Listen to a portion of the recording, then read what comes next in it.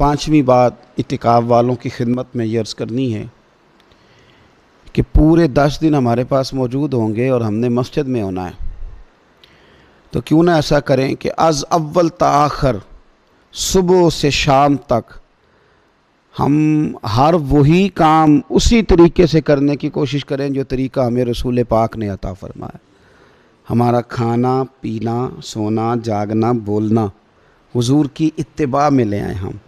ان 10 دنوں میں ہم پریکٹس کریں کہ ہم نے سنت کے مطابق حضور کے طریقے کے مطابق سارے کام کرنے۔ آپ اگر یہ ارادہ کریں گے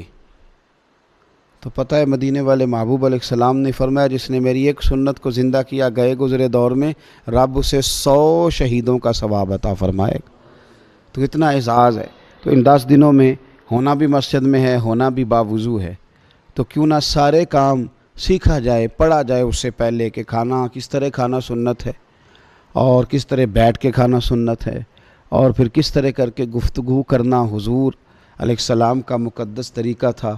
وہ کس طرح سے پھول جھڑتے تھے جن سے لوگ فیض حاصل کرتے تھے۔ تو اعتکاف میں اپنی مصروفیات کو ان 5 کاموں میں لگائیں۔ ایک تو تلاوت قرآن حکیم کریں، دوسرا محاسبہ نفس، تیسرا مراقبہ کریں، تدبر کریں، غور کریں اپنے اوپر بھی اور اللہ تبارک و تعالیٰ کی نشانی